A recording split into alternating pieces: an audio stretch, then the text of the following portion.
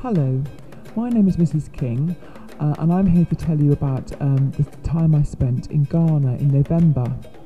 For those of you who don't know, Frome Community College is setting up a link with a school in Ghana called Cookery, and we spent some time there to learn about the culture in Ghana.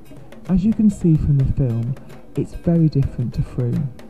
People live in quite limited accommodation, and the sort of housing is very different. They have a very traditional cultural lifestyle. A lot of people you see wandering around the streets will be wearing traditional clothes, and there's a great emphasis on traditional music. In fact, music is heard wherever you go, and it's a mixture of modern beats along with traditional drumming and music. People in Ghana loved their culture, and they celebrated it with lots of cultural festivals. In fact, there seem to be festivals virtually every evening and every weekend. A lot of the time they'll be wearing local dress and enjoying local traditional music. And it was very important to be able to learn some of the cultural dances. As you can see from this film, children as young as 6 and 7 are learning how to dance these very intricate dances that have a lot of complicated moves.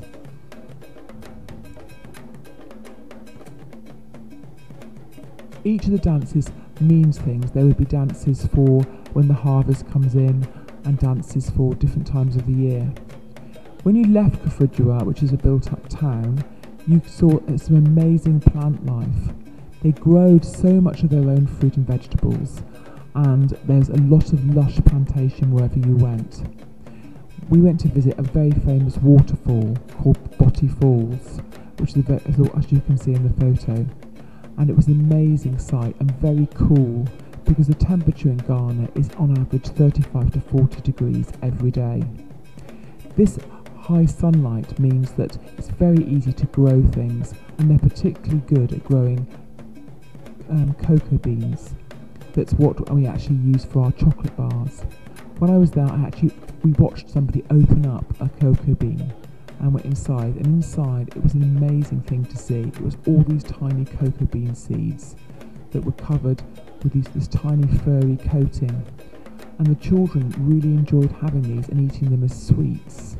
But it doesn't taste anything like chocolate. It tastes more like a fizzy, like a love heart, a very fizzy sweet. And as you can see, what they would then do is they would take these cocoa beans out, they would dry them, and then they would grind them to make cocoa bean butter, which gets put into chocolate. Ghana is an amazing producer of cocoa beans. In fact, most of the chocolate we eat in the UK, the cocoa beans have come from Ghana. And it's a very important cash crop for them, because actually I spoke to lots of Ghanaians when I was there, and not many of them actually like chocolate. They grow so many of their own food, and they grow very different plants to. If you went to an allotment there or a farm, they'd be growing very different plants than we would grow here. One of the things that they grow a lot of is very starchy root vegetables. Things that are called yams or cassava were very, very popular, and they're like a great big massive, very starchy potato. As you can see in this shot, a young boy who works in Kafudjua Sectec was actually digging up a cassava plant. It's very hard because the ground is very tough, and it takes them a long time to actually dig deep, because these tubers, or these potato tubers, are actually very deep in the ground. Eventually, after lots of hard work, he can actually pull up the cassava plant, and you'll be able to see what it's like. These cassavas and yams are really important food staples for the Ghanaians, and they would eat this in replacement of rice and potatoes that we would eat in the UK. As you can see, when they come up, they're very big, and they would take these and they would either boil them or steam them. Sometimes they would pound them to make a paste, and they would serve them with lots of different stews. But you can see that the size of it, this would actually feed about 8 to 10 people, one yam or cassava. And they come in different shapes and sizes. And you can see as they cut them, when you look inside, they're very, very starchy. So it's a very, very good source of energy for them. Most of the food that the Ghanaians eat, they grow locally, and I've got more food than they actually need. So they do spend quite a lot of the food that they grow. They do actually send it out and export it. They've got two very famous exports, and you all know both of them. The first one is cocoa beans, and the second one is bananas. All the food is sold in markets, so you wouldn't go to supermarkets. Supermarkets don't really exist in Ghana. All food that's grown is actually sold by usually women. It tends to be a woman's job to sell in the markets. And as you can see, they do carry most things on their heads, which I believe is a very effective way of carrying, and it's much better for the back than using carrier bags like we do.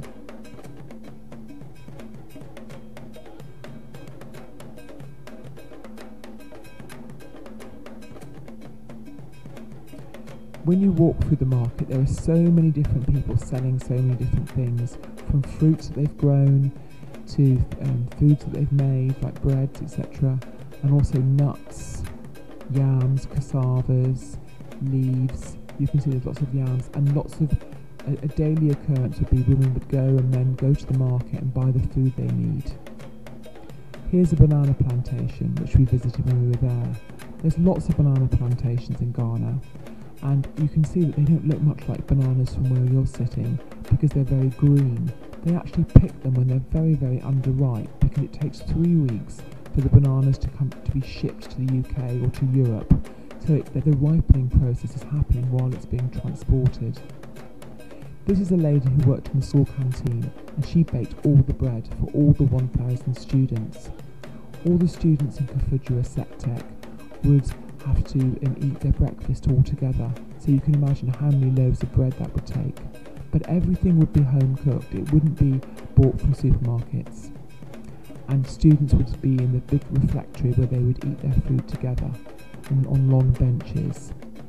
And one prefect would be responsible for going to get the bread or the food, and they'd all sit together in a very civilised manner, eating their food that was provided by their school.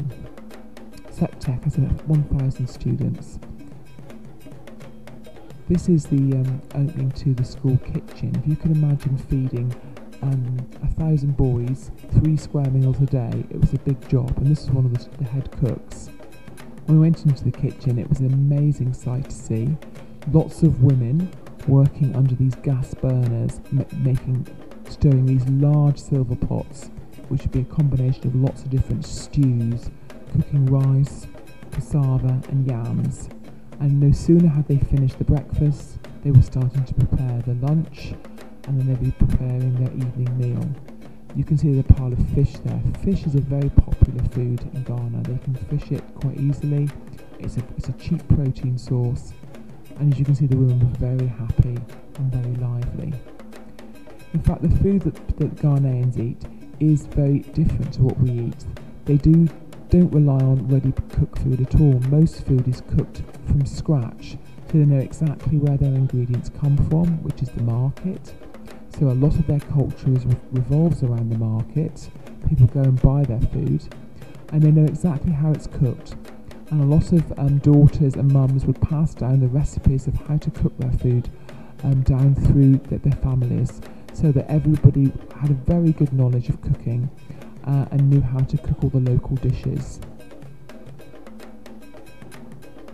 Well, I hope you found this film interesting, and it's given you a bit of an insight into what life is like in Ghana, and you can see how different it is to your life here at Frome.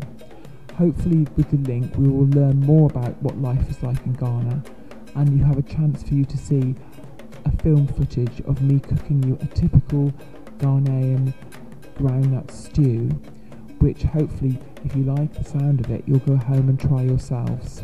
So I'll finally say, listen to the music, which hopefully gives you a flavour of what it was like in Ghana, with all the sights and sounds and the noises, and hopefully you will find this being a very educational DVD.